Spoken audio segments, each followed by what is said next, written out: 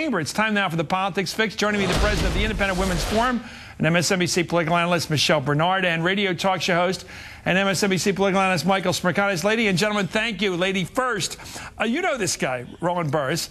Does he believe he is a U.S. senator now? That's what he says he is. He believes he is a U.S. senator. I just got off the phone a few minutes ago with a member of his senior staff, and the big question I asked was, what happens tomorrow when he shows up and if they decide that they're not going to seat him? He's not on the list. And what they've told me is no confrontation. He will walk straight over to the courthouse and file suit. That's what happens tomorrow. Does he even have a pass to get into the Senate building, into the U.S. Capitol? It does not appear so, but he is here. I was thinking of Mr. Smith Goes to Washington, where Claude Rains says to Jimmy Stewart, who just gets appointed to the Senate to fill the seat of a senator who just died, he says, "Do you have your papers?"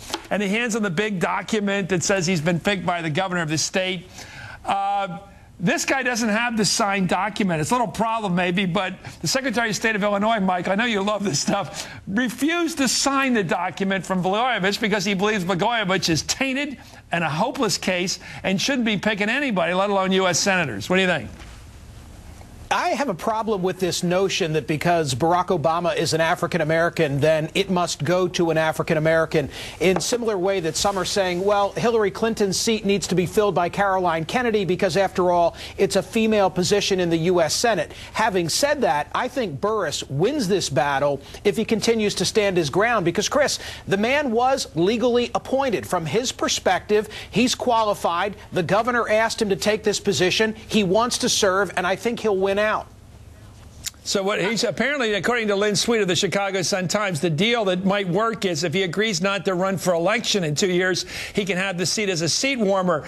But Lynn also believes, and the other, I think Jim Warren also agrees, that he ain't going to accept a deal like that. No, he's not. He's got all the way. He's got the power to come into the U.S. Senate, sit in that seat, and run if he wants to. The senior staffer that I spoke to a few minutes ago, I asked the exact same question, and he said absolutely not. He's not willing to cut that kind of a deal. He is in this for the long run. As far as he is concerned, he has been legally appointed to the seat, and should 2010 come around, he's going to run again. Well, we hope we have him here tomorrow to come on the show because we'd like to see Senator designate. I think that's the right Roland word. Burris. Well, let me ask you about this. You've raised the ethnic thing, and I would normally agree with you. I'm against identity politics, but there are no African-American senators. There's only been 3 since Reconstruction, is the way we say it. One, Ed Brooke, the great Ed Brooke from Massachusetts, a Republican, and Carol Moseley Braun, who served a term, and, of course, Barack Obama, who served a portion of a term, only from 2 states. Now, you say it shouldn't be a black seat, if you will, but if it isn't filled by an African-American, by Mr. Burris in this case, there won't be any blacks in the U.S. Senate. Doesn't that bother you as a principle?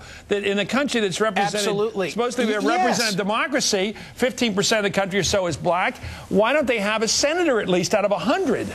They should have 15 if you go by the numbers. Not that we should have a quota system, but go ahead.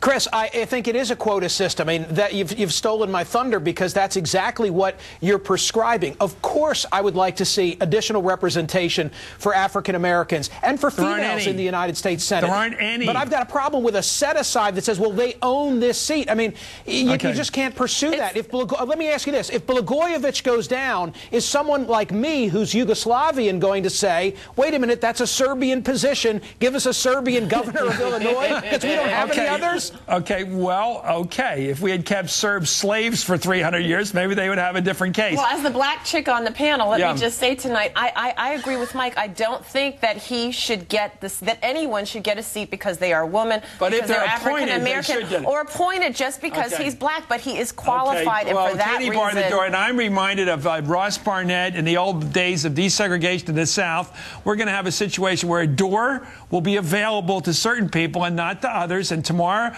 morning there'll be a list of winners. It won't include Al Franken because he's not quite authentic yet and not quite done the job in terms of paperwork out there in Minnesota. But this guy will not be on the list, Burris, and he will come to Washington expecting to be seated. He calls himself a senator. He may well be one. There may be a deal in the works. We'll be back with Michelle Bernard and Michael Smirkanis. Where do you catch this?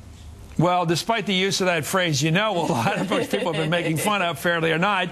maybe not fairly. It looks like Governor Patterson is going to go ahead and pick the very popular Kennedy heiress, this is fair to say, to this legatee, certainly. Let me ask you about something really hot, just breaking tonight. Leon Panetta was chief of staff to Bill Clinton when he was president, and a very popular fellow in Washington, among the press especially.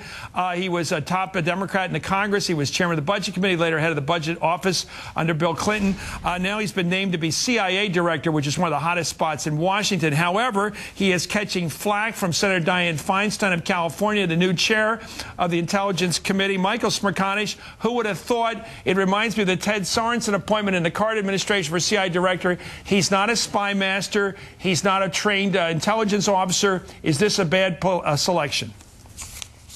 You know, by all accounts, a very competent public servant and the sort of person you'd want to see serving President Obama. But in a post-9/11 world, with the issues that we now confront, it doesn't seem that he's got the CV to support it. I think of Leon Panetta as the head of OMB, if I'm not mistaken.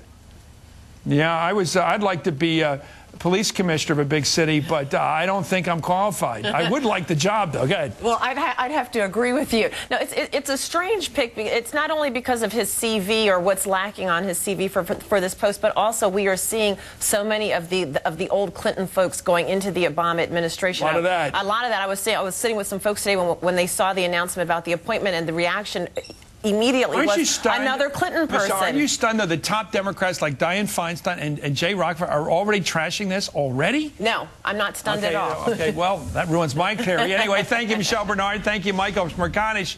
Join us again tomorrow night at 5 and 7 Eastern for more Hardball, and there's lots of it. Right now, it's time for 1600 Pennsylvania Avenue with David Schuster.